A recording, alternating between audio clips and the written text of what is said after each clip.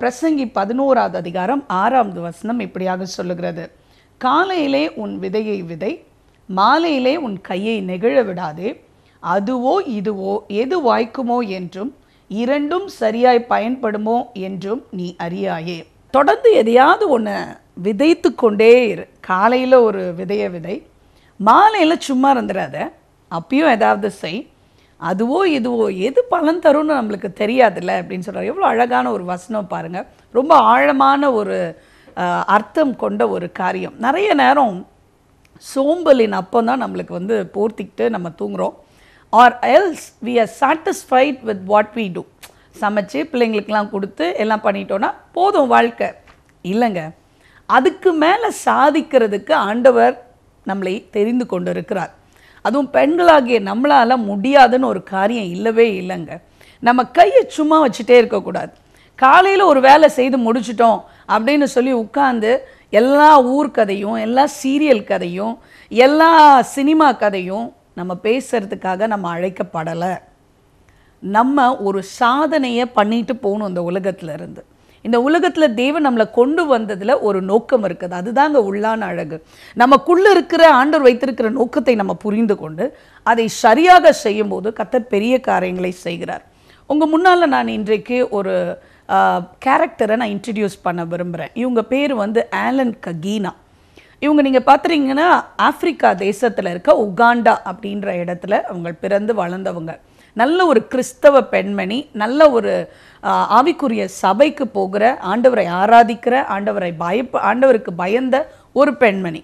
இவங்க தன்னுடைய வீட்டு குடும்பம் எல்லாம் அவங்களுக்கும் இருக்குது. அதை தாண்டி இவங்க உகாண்டாவோட ரெவென்யூ டிபார்ட்மெண்ட்டில் வேலை செய்துட்டு இருந்தாங்க. டேக்ஸ் அண்ட் ரெவென்யூ டிபார்ட்மெண்ட்டில், அதாவது நம்மளுடைய கவர்மெண்ட்டில் இன்கம் டேக்ஸு அந்த டிபார்ட்மெண்ட் இருக்குல்ல, அந்த மாதிரி அவங்க ஒர்க் பண்ணிகிட்டு இருந்தாங்க. கிட்டத்தட்ட அவங்க ஒரு 8லேருந்து 10 வருடம் சின்ன சின்ன பதவிகள்லேருந்து அப்படியே மெதுவாக உயர்வு பெற்று செக்ரட்டரி அப்படி பல உயர்வுகளை அவங்க பெற்று வந்தாங்க. அப்போது திடீரென்று அவங்களுக்கு ஒரு ஆர்டர் வந்துச்சு. என்ன அப்படின்னு சொன்னால், உகாண்டாவோட டேக்ஸ் அண்ட் ரெவென்யூ டிபார்ட்மெண்ட்டை ஹெட் பண்ணணும், முழு பொறுப்பு நீங்கள் தான் அதுக்கு தலைமைத்துவம் வகிக்கணும் அப்படின்னு சொல்லி ஒரு லெட்டர் வந்துச்சு.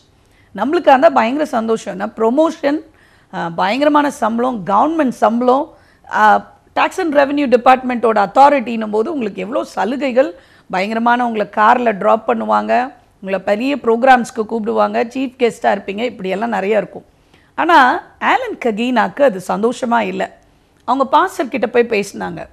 ஏன்னா உகாண்டாவோட டேக்ஸ் அண்ட் ரெவென்யூ டிபார்ட்மெண்ட் கிட்டத்தட்ட நம்மளோட இந்திய டிபார்ட்மெண்ட் மாதிரி தான் வச்சுக்கோங்களேன். நிறைய லஞ்சம், நிறைய ஊழல், அதை எப்பொழுதுமே ஒரு அருவருப்போடு தான் ஆஃப்ரிக்கன்ஸு யுகாண்டா மக்கள் பார்த்தாங்க. ஏன்னா அதில் உண்மை இல்லை, லஞ்சம், ஊழல், வேலை செய்ய மாட்டாங்க, பணியாளர்கள் சரியாக வேலை செய்ய மாட்டாங்க. அதனால் அந்த டேக்ஸ் அண்ட் ரெவென்யூ டிபார்ட்மெண்ட் மேலே ஒரு மதிப்பு மரியாதையே இல்லை. அப்போது அவங்க பாஸ்டர்கிட்ட போய் சொன்னாங்க, இந்த டிபார்ட்மெண்ட்டுக்கு ஒரு தலைமைத்துவத்தில் நான் இருக்கேன்னு சொன்னால் என்னையும் மக்கள் கேவலமாக தான் பார்ப்பாங்க. அதனால் எனக்கு இந்த பதவியை ஏற்றுக்கொள்ளுகிறதுக்கு வெறுப்பில்லை. ஏதோ கீழே ஒரு செக்ரட்டரியாக நான் இருக்கும்போது நானும் எல்லாரோடையும் ஒருத்தராக இருப்பேன், அது தெரியாது. ஆனால் நான் தான் அந்த டிபார்ட்மெண்ட்டுக்கு ஹெட்டுன்னும் போது என்னை ரொம்ப கேவலமாக பார்ப்பாங்க. இப்படிப்பட்ட ஒரு லஞ்சம் ஊழல் ஒரு பகுதிக்கு நீங்கள் தலைவியா அப்படின்னு பார்ப்பாங்க அப்படின்னு சொல்லி சொன்னாங்க. அந்த பாஸ்டர் ஒரு நிமிஷம் அவங்கள பார்த்துட்டு சொன்னாங்க, நீங்கள் ஏன் அப்படி நினைக்கிறீங்க சிஸ்டர்? இந்த சாக்கடையான அந்த பகுதியை மாற்றுவதற்கு ஏன் தேவன் உங்களை அந்த இடத்துல நியமித்திருக்கக்கூடாது?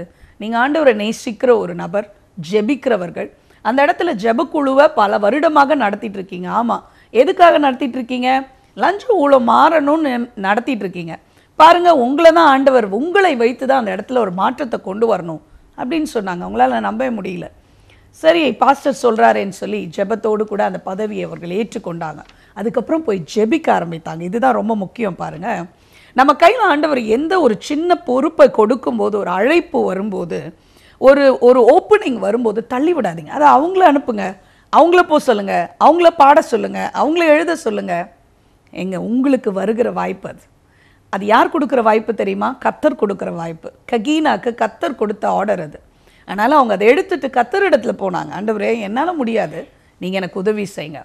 கர்த்தரிடத்தில் ஆலோசனை கேட்க ஆரம்பித்தாங்க. ஆண்டவர் அழகான ஞானத்தை கொடுத்தார். அவங்க பண்ண வேலை என்ன தெரியுமா?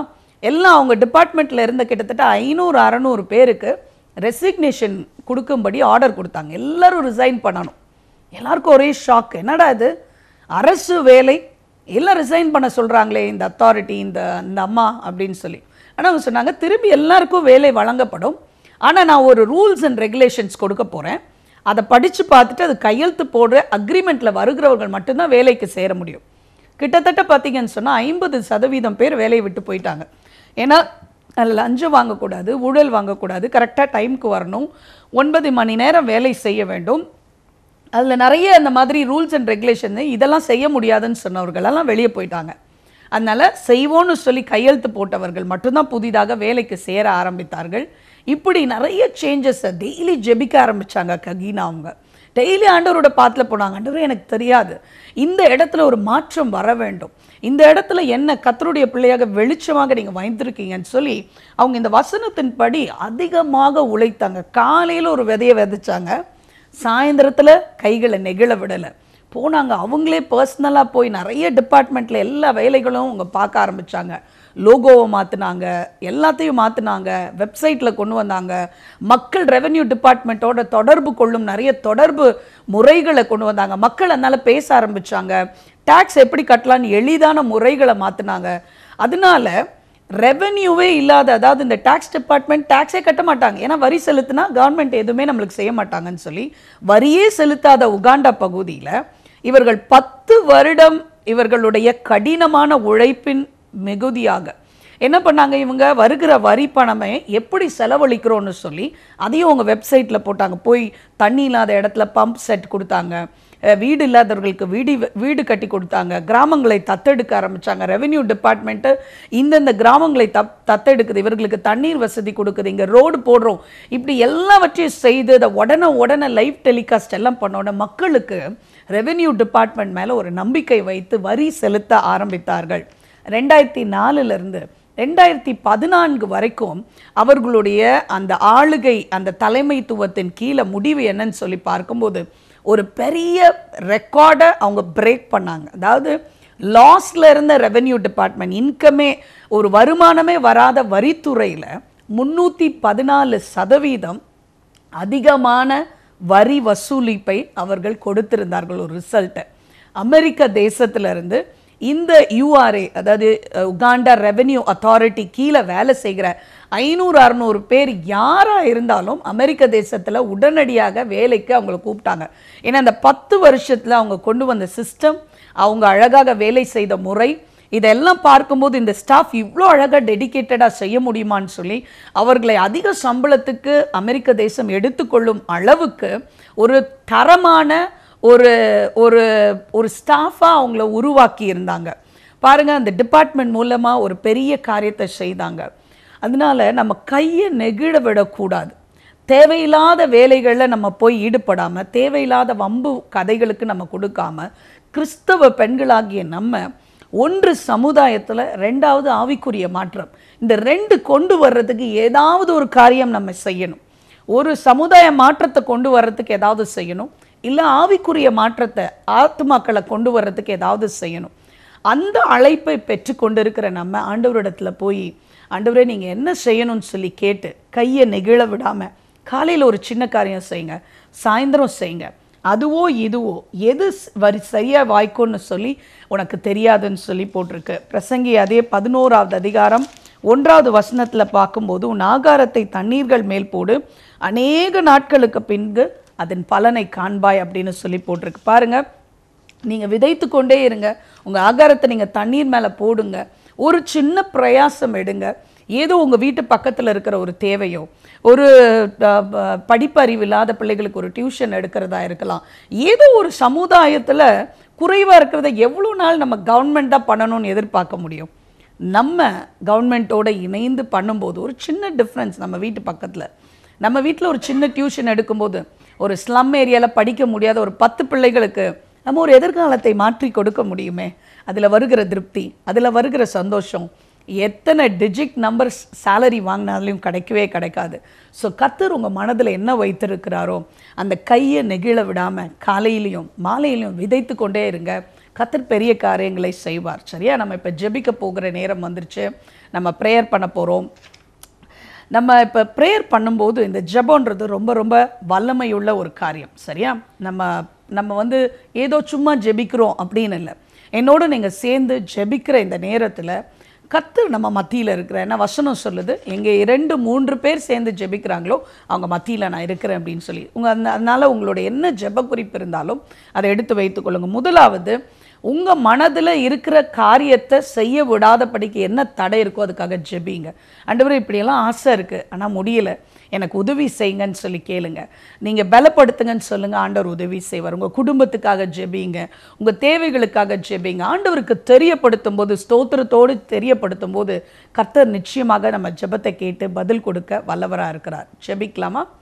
எங்களை அதிகமாக நேசிக்கிற அன்பின் நல்ல தகப்பனே, என்னோடு கூட இணைந்து அப்பா ஆண்டவரே ஜெபித்து கொண்டிருக்கிற ஒவ்வொரு சகோதரிகளுக்காக நான் ஜெபிக்கிறேன். அப்பா ஆண்டவரே, இந்த வேளையிலும் எங்கள் சகோதரிகளை பலப்படுத்துங்க. ககீனா போல அப்பா நாங்கள் ஒரு மாற்றத்தை எங்கள் சமுதாயத்தில் கொண்டு வரணும் தகப்பனே. எங்களால் எதுவுமே முடியாது குறை சொல்லி கொண்டு இருக்கிறவர்களாய் அல்ல ஆண்டவரே, ஒரு மாற்றத்தை கொண்டு வருகிறவர்களாக எங்களை மாற்றுங்கப்பா. பெண்களாக எங்களை எடுத்து நீங்கள் பயன்படுத்துங்க. எங்கள் மனதில் வைத்திருக்கிற அந்த தரிசனத்தை, ஆசையை, வாஞ்சையை அப்பா உங்களோட பலத்தோடு எங்கள் கைகளை நெகிழ விடாதபடிக்கு காலையிலும் மாலையிலும் அப்பா கடினமாக உழைக்க எங்களுக்கு உதவி செய்யுங்க. எங்கள் முன்னால் இருக்கிற அப்பா ஆண்டவரே திறந்த வாசலை, எங்களுக்கு கொடுக்குற ஆப்பர்ச்சுனிட்டியை, அப்பா எங்களுக்கு கொடுக்குற தருவாய்களை நாங்கள் மிஸ் பண்ணி விடாதபடிக்கு, அது வேண்டாம் என்று தள்ளி விடாதபடிக்கு, கர்த்தரிடத்திலிருந்து வருகிற காரியத்தை ஏற்றுக்கொண்டு நாங்கள் மனதார காரியத்தை செய்ய எங்களுக்கு நீங்கள் உதவி செய்யுங்க. இந்த நேரத்தில் ஜெபித்து கொண்டிருக்க ஒவ்வொரு பெண்களுக்காய் ஜெபிக்கிறேன். குறிப்பாக மனதில் பிரச்சனையோடு, சோகத்தோடு, கண்ணீரோடு எனக்கு ஒரு விடுதலை கிடைக்காதா என்று ஏங்கி கொண்டிருக்கிற பிள்ளைகளுக்காய் ஜெபிக்கிறேன் தகப்பனே. என்ன காரியம் அவர்கள் மனதில் சஞ்சலமாகவோ கவலையாகவோ இருக்கிறதோ இந்த நேரத்தில் ஆவியானவர் அவர்களுக்கு விடுதலை கொடுங்க தகப்பனே, சமாதானத்தை கொடுங்க தகப்பனே. வியாதிகள் இயேசுவின் நாமத்தில் மாறுவதாக, பிரச்சனைகள் இயேசுவின் நாமத்தில் மாறுவதாக.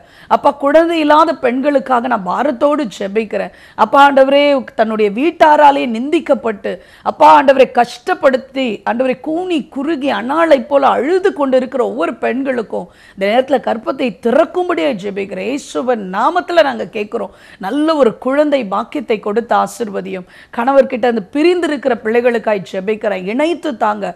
எல்லா தடைகளும் இயேசுவின் நாமத்தில் மாறும்படி ஜெபிக்கிறோம். அப்பா நீரை காத்துக்கொள்ளும், வழி நடத்தும். இயேசுவின் மூலமாய் ஜெபம் கேட்கிறோம் நல்ல பிதாவே, ஆமென். இந்த நிகழ்ச்சி உங்களுக்கு ரொம்ப பிரயோஜனமாக இருந்திருக்கும்னு நினைக்கிறேன். ஒருவேளை உங்களுக்கு ஜெபம் மற்றும் ஆலோசனை தேவைன்னா ஸ்க்ரீனில் வர இந்த நம்பரில் நீங்கள் காண்டாக்ட் பண்ணலாம். உங்களுக்கு ஒருவேளை கேள்விகள் இருக்கும், நாங்கள் வேதத்தின் அடிப்படையில் உங்களோடு கூட பதில் சொல்லணும், பேசணும்னு சொல்லி ஆசைப்பட்டீங்கன்னா நீங்கள் எங்களுக்கு இமெயில் மூலமாகவோ எங்களுடைய அட்ரஸ்க்கோ நீங்கள் எழுதி அனுப்பலாம். உங்களோடு நாங்கள் பேசுகிறதுக்கு, உங்களுடைய பதில்கள், உங்களுடைய கேள்விகளுக்கான பதில் சொல்கிறதுக்கு நான் ஆயத்தமாக இருக்கேன். அடுத்த நிகழ்ச்சியில் உங்களை சந்திக்கும் வரை வாழ்த்தி விடைபெறுகிறேன். வணக்கம்.